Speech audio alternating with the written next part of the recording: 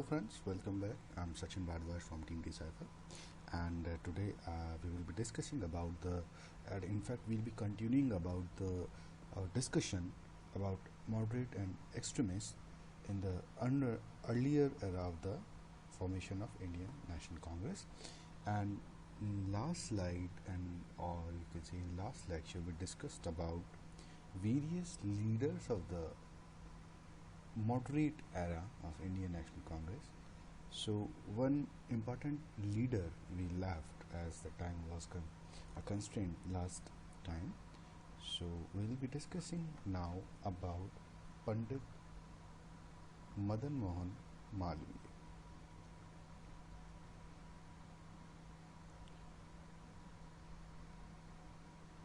Mohan Malaviya.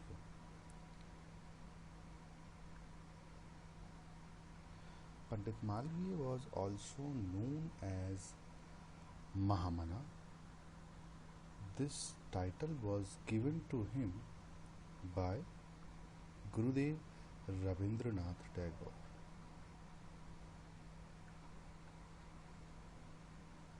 Okay.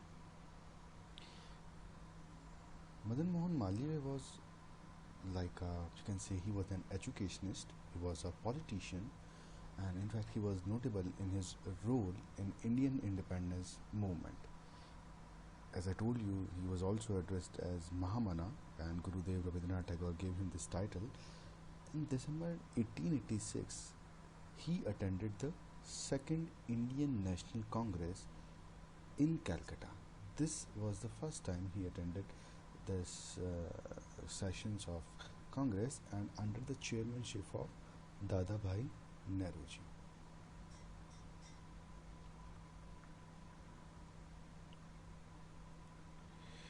In 1886, he remained a member of both Imperial Legislative Council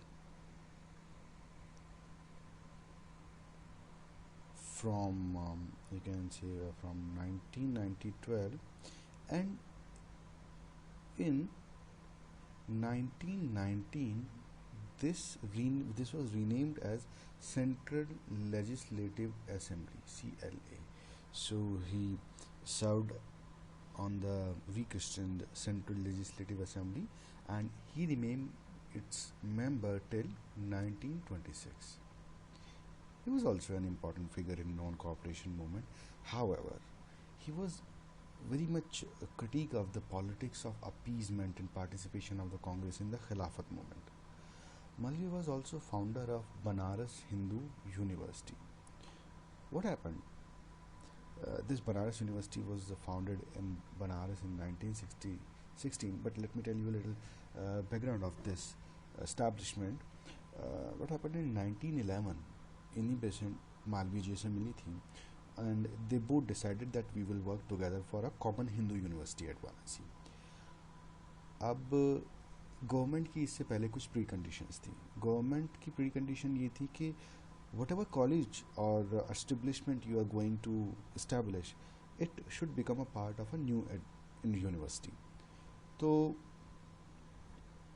इन्हीं patients ने अपने central Hindu college जो उन्होंने establish किया था इन 1898, उनकी ट्रस्टीज़ के साथ मिलकर मदन मोहन मालवीय जी को सपोर्ट किया, and they establish finally BHU in 1960. So in fact it was established by BHU Act of 1950. Okay, I hope this is clear. Madan Mohan Malaviya ji also start Sanatana Dharma.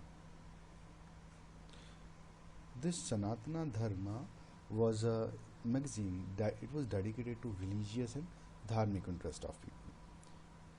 Malaviya ji was a moderate leader and opposed to the separate electorates which were proposed under Lucknow Pact of 1916. In fact, Malaviya ji, though he was a moderate leader and he opposed certain policies of Congress, but still he was made president for 4 occasions. He was made president in 1909 first, then in 1913, 1919, and 1932. So, despite his some disagreements, he was time and again elected as the president of the Indian National Congress, and he was also one of the initial leader of Hindu Mahasabha. Initial leader of Hindu Mahasabha.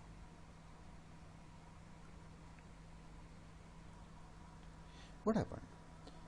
In protest against the communal award, which sought to provide separate electorates to minorities, Malviya ji, along with Madhav Shri Hari Anay, they left the Congress and started a new party, new political party. It was named as Congress Nationalist Party.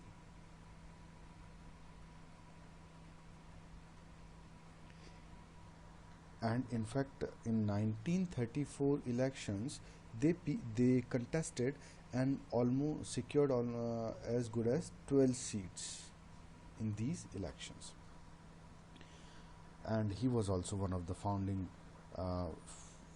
fathers of scouting in India. Scouting in India.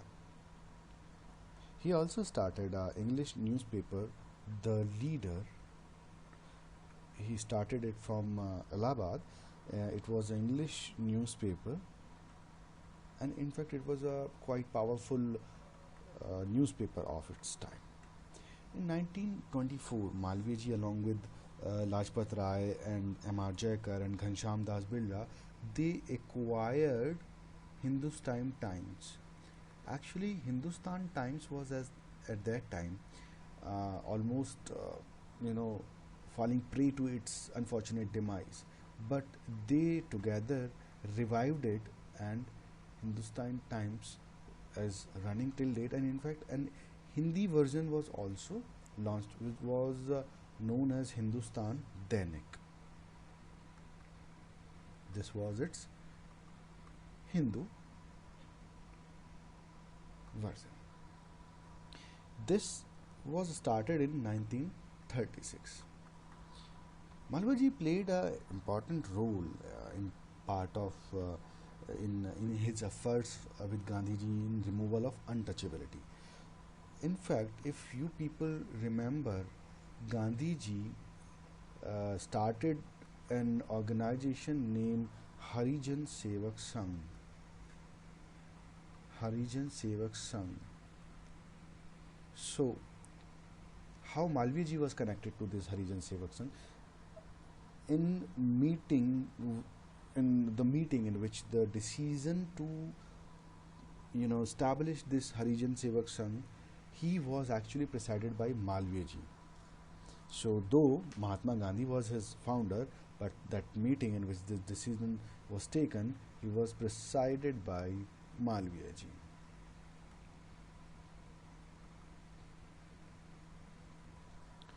Okay, so this is, I think, enough for your introduction and a little insight into my ideology of Malviya ji and his various deeds at the Indian National Congress in his time. Let's move towards knowing more about the ideology of the early moderates. Moderates, they did demand equality, which seemed to be a rather abstract idea. What they did, they equated liberty with class privilege, and they wanted gradual or piecemeal reforms. So they believed in piecemeal reforms.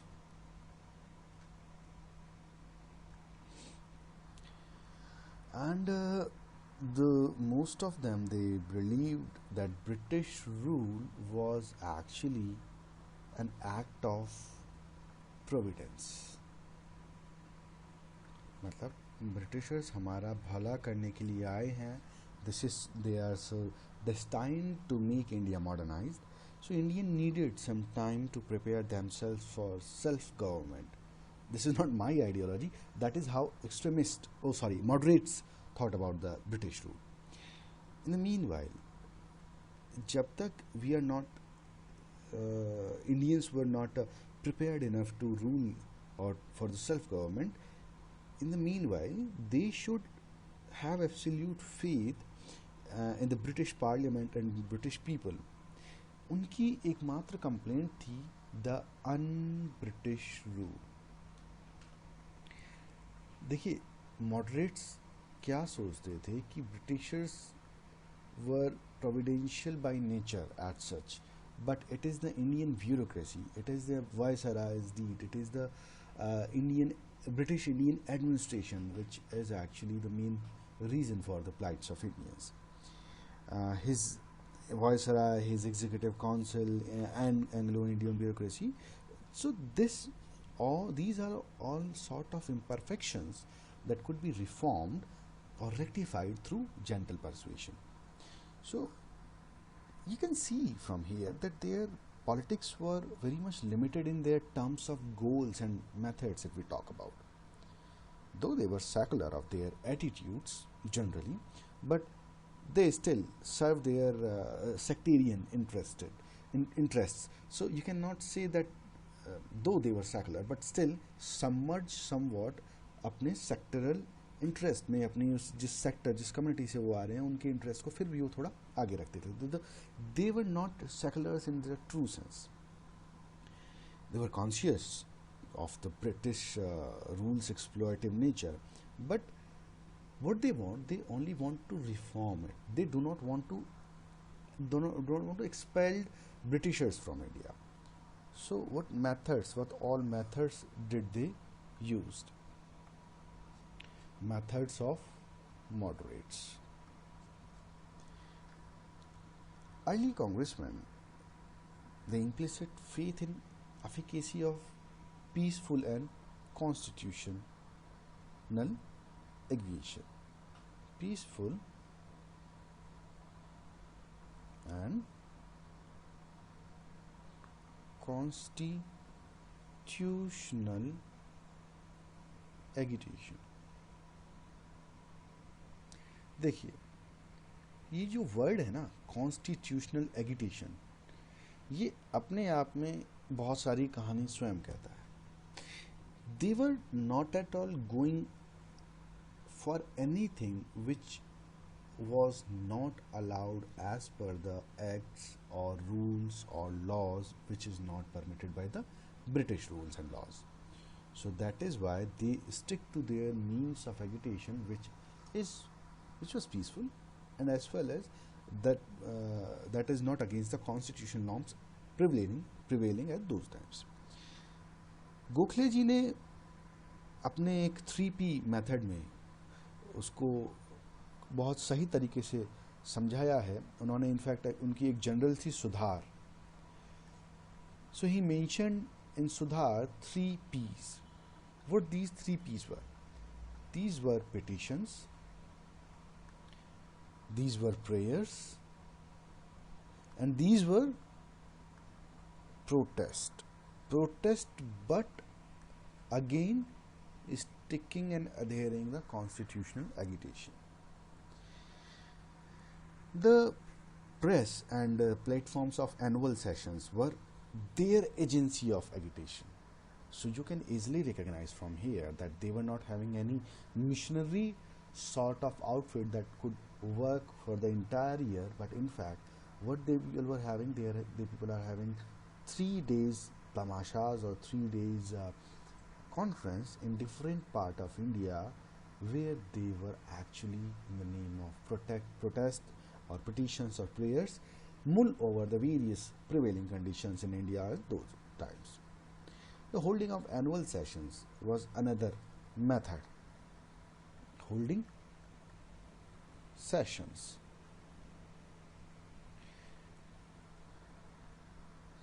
I'm sorry. So this was one of their another method for forwarding their Congress propaganda. At these sessions, the government policy was discussed and resolutions were passed in forceful manner. These annual sessions attracted the attention of both educated section of the middle class and government. But the biggest drawback was the Congress lasted only for 3 days in a year.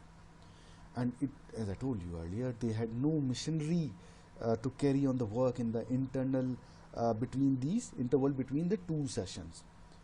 एक session आज यहाँ ख़त्म हुआ, एक session next year होना है, तो in between there is no work on the grassroots level. The congressmen, they believed in the essential sense of justice and the goodness of the British nation. The moderates believed that the British basically wanted to be just and just to the Indians, but they were not actually aware of the real conditions of the Indians. So they thought it was only the bureaucracy which stood between the people and their rights. Therefore, अगर हम Indian public opinion को, हम अपनी public demands को अगर British लोगों के सामने, ब्रिटिश पार्लियामेंट के सामने रेजोल्यूशंस, पिटिशंस या मीटिंग्स के थ्रू रखते हैं, सो अथॉरिटीज़ जो हैं they will actually ultimately concede these demands gradually. So इन डिमांड्स को अचीव करने के लिए they people worked on two pronged methodology. The two-pronged methodology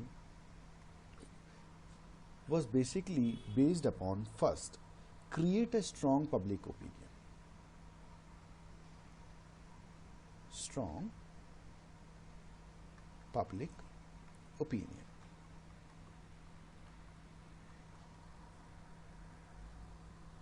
What it will do? This public opinion will arouse the consciousness and the national spirit, and in turn, then it will educate and unite the people on common political questions. The second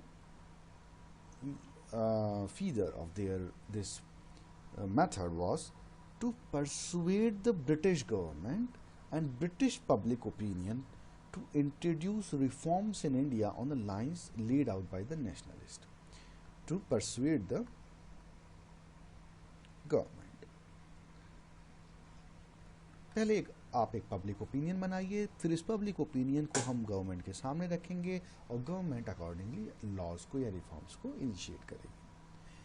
so Britishers को in public opinions के बारे में, इन petitions के बारे में remind कराने के लिए they sent deputations of leading Indians which were to be sent to Britain to give this viewpoint. To do this, in 1889, 1889 में, what they did, British Committee of INC was founded. British Committee of INC. Forgive my handwriting is not so very good. Please just bear with me. I hope it is legible enough that you can make out your notes later on. So, what this British Committee of INC has to do? इसको करना ये था कि हम एक propaganda यहाँ India में चला रहे हैं. आपको हम इंडियंस के व्यू पॉइंट को ब्रिटिश अथॉरिटीज़ को बताना है. दादा भाई नौरोजी को सेलेक्ट किया गया कि you will had this delegation of ours in London. So Dadabhai Naoroji spent a good time of his life in London, where he also got elected in British House of Commons, and he indeed formed a powerful Indian lobby in the House of Commons. In 1890, it was decided to hold a session of Indian National Congress in London. लेकिन दूर के ढोल सुहावने होते हैं साहब. हुआ ये कि ब्रिटिश इलेक्शंस आ गए 1891 में और हमारी योजनाएं धरी की धरी रह गई. उसके बाद कभी भी हमने ना इसको रिवाइव किया, nor we made any efforts to revive this effort. Having discussed their methods and their modes of protest or petitions or prayers, अब हम डिस्कस करेंगे इनके प्रोग्राम्स जो वेरियस फील्ड्स में, like constitutional fields, finance, economics, military, और उसमें इन लोगों ने क्या एफर्ट्स किए, up to what extent these efforts were successful. So, first such field we will be discussed is constitutional field. Constitutional field. देखते हैं हमारे मॉडरेट्स ने इस फील्ड में क्या किया. They first of all wanted to abolish the Indian councils, which prevented the Secretary of State from initiating liberal policies in India. उनका कहना था कि आप सबसे पहले इंडियन काउंसिल्स को अबॉलिश कीजिए. क्यों अबॉलिश कीजिए? क्योंकि according to Britishers they found these Indian councils in order to increase the local Indian voices or local Indian participation in the administration work. But according to the nationalists of moderate era, they thought these Indian councils were actually a hindrance to give voice to the actual representation, because behind the veil, इस पर्दे के पीछे, इस Indian council के पर्दे के पीछे, actually there are works and deeds of official majority. I'll tell you later on in the discussion that for a very better time of part, only 33 members were selected, and even उनमें से भी बहुत सारे लोग who were loyalist, who were wealthy, which are having no grassroots connection with the Indian people, they were having a representation in the Indian council. So actually Indian councils की Indian representation ने actually इतना काम नहीं किया जितना उसे करना चाहिए. So first was to abolish Indian council, and they also wanted to broaden Indian participation in legislatures, broad or increase Indian participation in legislatures. अब ये क्या कहानी है सर? उन्होंने कहा कि आप सेंट्रल और प्रोविंशियल लेजिस्लेचर को एक्सपेंड कीजिए. कितना एक्सपेंड कीजिए? कम से कम 50%. हमें कम से कम 50% की रिप्रेजेंटेशन चाहिए. We need this much representation in central and provincial legislature, and this 50% representation should be from elected representation from local bodies, chamber of commerce and universities, etc. I also wanted that council for northwest province and WP. in कुछ areas में भी वो चाहते थे that their council should be expanded, and WP, Punjab, and apart from it they want that apart from the existing number of Indian members, viceroy की executive council में भी Indian members को we need increase in their number, and each of the executive councils of Bombay and Madras. So their second line of constitutional reforms in the field of constitution was Indian Council को abolish करिए, and legislative councils में जो participations हैं Indians का north west Punjab, Bombay, Madras में, इन सब में आप हमारा रिप्रेजेंटेशन इंक्रीज करिए. अपार्ट फ्रॉम दिस बजट, देखिए, until and unless you are having financial powers in your hand, let me give you any sort of power that is not good until the financial backing, and the instrument for financial backing was budget. So what our nationalist moderates has to say about it? They say that budget should be referred to the legislature, which in turn should have the right to discuss this budget and to vote on this budget, and they should have the right of interpellation. Right of interpellation means that they can question, they can discuss, they can demand an explanation from the officers about the budget. There should be a right to appeal apart from this budget. They wanted that there should be a right to appeal to standing committee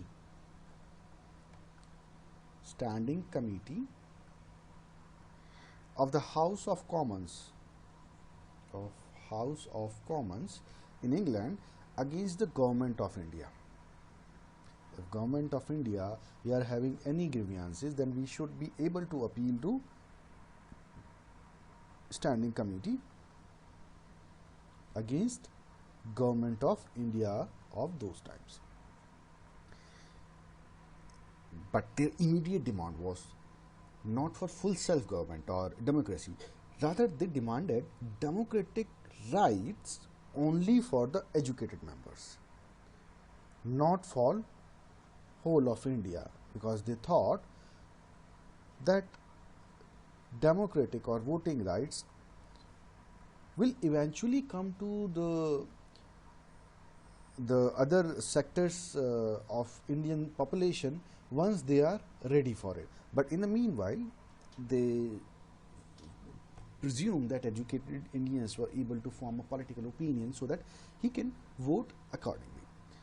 The expectations of moderate politicians was full political freedom will come gradually. They thought that full political freedom will come to them gradually, and India would be ultimately given the right of self-government like those enjoyed by other colonies such as Canada or Australia. So they had an intrinsic faith in providential nature of British rule in India. They hoped that one day they would be recognized as partners and not subordinates in the affairs of the country and of the empire, and they will be given the rights of full citizenship, British citizenship. But चाहा क्या क्या मिला बेवफा तेरे प्यार में, what they received in return, however, the इतनी सारी demands के against, they received Lord Cross's Act. You know what it is popularly known as? It is known as Indian Council Amendment Act of 1892. Britishers ने इनकी इन demands के against उनको छोटे मोटे reforms 1892 के काउंसिल एक्ट्स के द्वारा दे दिए गए. अब हुआ क्या कि they were not satisfied with these reforms which are addressed by this Indian Council Act. So in fact the social reforms were also not addressed through this act as proposed by Rana Day and Gokhale ji. So what they did, they started their propaganda and constitutional reforms in the legislature itself. हुआ क्या था, legislative councils in India had no real official power till 1920, but yet the work done in them by the nationalists helped the growth of Indian national movement. The Imperial Legislative Council, constituted by Indian Council Act 1861, this body was basically an important body. This body was just designed to disguise the official measures which are being taken by the government as if they have been passed by a representative body. But this body was not at all representative as such, at least in practice. Though theory, they claim that it was a representative body containing Indians. So let me tell you, Indian members, as I was discussing earlier as well, Indian members were very few in numbers. देखिए हुआ क्या था, if you take 1862, 1892, this is almost a time span of 33 years. Only 45 members were Indian members. In fact, Indian members were nominated. In these councils, 55 members in 33 years. Can you imagine the correlation and the do you think that they would have raised the Indian opinion and Indian interest in these councils? उस पर भी तुर्रा ये एक तो करेला ऊपर से नीम चढ़ा. They were no public leaders. These people were wealthy, landed, and with loyalist interests of their own. Only you can count them on tape. Only a handful of political figures and independent intellectuals. For example, Sayyid Ahmad Khan Sahab, Christo Das Pal, V.N. Mandle, K.L. Nulkar, Ras Bihari Ghosh. They were among the few who were actually genuinely believed in the public good, who were nominated in this period of 33 years, and amongst the 45 members who were nominated over there. So, अगर हम देखें तो 1885 से लेकर 1892 तक जो moderates की nationalist demand थी कॉन्स्टिट्यूशनल रिफॉर्म्स को लेकर, they were basically about expansion of councils, that is greater participation of Indian in councils, and reform of councils, that is more power to the councils and especially greater control over the finances. The earlier and nationalists, they worked with the long-term objective of a democratic self-government. The demand for constitutional reforms that were considered in 1892 in the form of Indian National Council Amendment Act. Here, as I told, it was serving little to the actual demands that were raised by the nationalist, moderate nationalists. So these reforms were severely criticized at Congress session. This criticized these reforms. अब उनकी नई demands I because they were unsatisfied. They demanded now that a majority of elected Indians and control over budget. That means, though these demands were there earlier, but they become more prominent now because they realize that Britishers are not actually handling them over the real control. So they in fact added now that apart from discussing budget, they want power to vote upon and even amend the budget. They gave the slogan that no representation without, sorry, no taxation without representation. Sorry for slip of my tongue. So gradually the scope of constitutional demands was widened, and Dadabhai Naoroji in 1904, Gopal Krishna Gokhale in 1905, and for that matter Lokmanya Tilak in 1906, they all demanded self-government like the self-governing colonies of Canada and Australia. Also, leaders like Firoz Shah Mehta and Gokhale ji, they put government policies and proposals to severe critics. The British, they had intended to use the councils to incorporate more vocal among Indian leaders. इनका सोचना क्या था कि let their political steam to be out, let them be pacified by these council entries, and while we can always use, the Britishers thought that we can always use these important councils to turn their ears deaf to the criticism or to the demands of the Indian opinion. But our nationalists were little cunning. They were able to transform these councils into forums for ventilating popular grievances rather than their own individual political aspirations. They use these councils for exposing the defects of an indifferent bureaucracy. They use these councils for criticizing government policies and proposals. They use these councils for raising basic economic issues, especially regarding the public finance. So that is it. Time is running short. In next lecture, we will be discussing more demands made by the moderates. Till then, thank you for watching and stay in touch. Do visit our website www.decipheridea.com for more stuff like these videos and other helpful articles for your examination preparation. Till then, thank you, take care and take good care of yourself. Bye bye.